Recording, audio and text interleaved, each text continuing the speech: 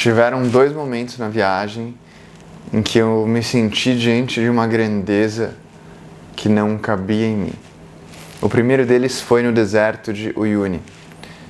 O deserto de Uyuni é um lugar inacreditável. Um lugar que você chega e não consegue dar conta de tudo que está acontecendo ao seu redor, da beleza que está em transformação, na medida que o sol vai se pondo, na medida que a água vai se mexendo, na medida que você vai caminhando e as ondas na água vão criando desenhos a partir dos reflexos da luz. É um deserto espelhado até onde a vista alcança. Antes de chegar nesse deserto espelhado, você passa por montanhas de gelo, passa por vários animais, passa por uma ilha de cactos gigantes e o grande finale é esse lugar espelhado que você se sente dentro de um quadro, dentro de um sonho. Eu fui junto com um amigo que, quando chegou na parte espelhada do deserto de sal, começou a chorar. Começou a chorar sem saber o porquê, sem entender o que estava acontecendo, mas todo mundo ali sabia. Todo mundo entendeu aquela sensação. E a segunda vez na Bolívia que eu me senti diante de uma grandeza que era maior do que eu, foi com uma cantora chamada Marisol. Eu fui entrevistá-la. Em 10 minutos de entrevista, eu tinha desabado em lágrimas. Não conseguia parar de chorar, não conseguia parar de soluçar, não conseguia continuar a entrevista porque era difícil demais falar qualquer coisa. Minha voz estava travada.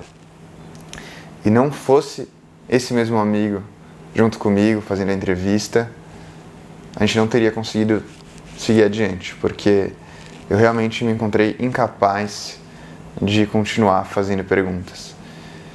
Eu fiquei emocionalmente muito tocado por aquela experiência. A Marisol é uma cantora que viveu uma vida diferente na Bolívia.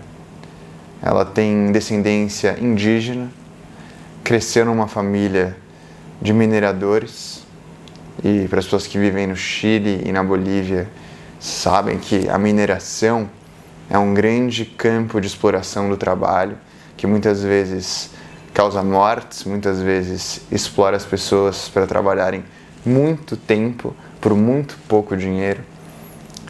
E eram pessoas com raízes indígenas que negavam as suas raízes, que não quiseram ensinar o idioma indígena para a filha. E a filha vai contando sobre como ela demorou para fazer as pazes com os pais, demorou para entender que, ao não transmitir a cultura que ela queria aprender para ela, eles estavam tentando protegê-la da discriminação contra os indígenas. E ela foi falando que foi um processo tardio esse de reconciliação. Apesar de nunca ter aprendido com os pais o idioma que ela gostaria de ter aprendido, ela aprendeu sozinha na vida adulta, aprendeu a cantar em Aymara, aprendeu as tradições, aprendeu a cultuar os rituais. E ela fala que a mãe faleceu 6 meses atrás. E que uma das heranças mais importantes que a mãe deixou tinha sido uma canção indígena. Então, apesar de nunca transmitir diretamente para ela a tradição, explicando letra por letra o que eram as simbologias indígenas, as entidades, nunca ensinou as palavras diretamente, ela ensinou uma canção.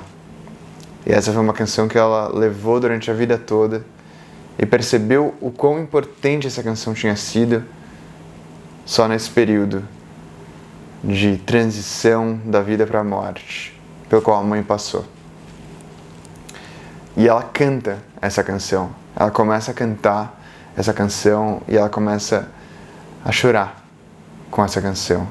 E enquanto ela canta, a voz vai ficando rouca e as lágrimas vão caindo pelo rosto dela. E eu não consigo conter as minhas lágrimas diante de tanta beleza. Eu penso na mãe dela, penso no quão difícil é esse processo de reconciliação com as raízes.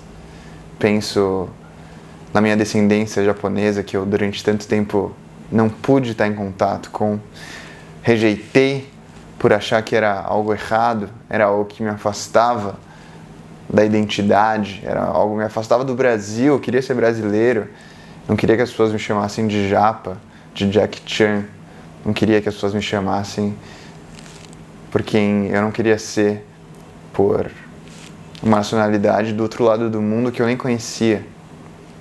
E aos poucos fui entendendo que, na verdade, existiam heranças do Japão em mim, tanto no meu espírito quanto na minha maneira de pensar o mundo, que é transmitida muito sutilmente.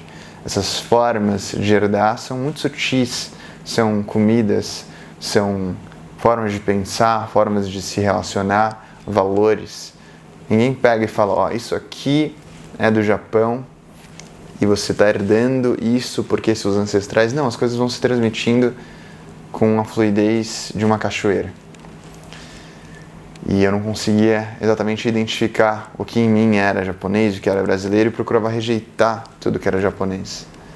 E eu ouvia Marisol tocada por essa canção, também me colocou em contato com muitas coisas que eu reprimi em mim, nas minhas raízes, muitas coisas que eu ignorei, muitas coisas que eu percebi só muito mais tarde, que eram heranças importantes e que me constituíam profundamente. Foi um momento muito importante, muito importante. E a voz da Marisol é algo inesquecível. Hoje eu quero te indicar um livro da Liliana Colanzi chamado Ustedes brilhan en lo oscuro, Vocês brilham no escuro. E esse livro tem esse título porque ele trata da questão nuclear. Tem uma usina nuclear russa sendo construída na cidade de El Alto, e um dos contos tem como temática principal as implicações disso para a sociedade boliviana. Cada conto tem uma pequena dose de fantasia, mas também duras histórias e temáticas também ancestrais. É um livro que eu recomendo muito. Se você se identifica com o meu trabalho e quer contribuir com a minha jornada musical, é só clicar no link na descrição desse vídeo. Me apoiando, você vai receber recompensas semanais e conteúdos exclusivos. Obrigado por me acompanhar, um abraço e até logo.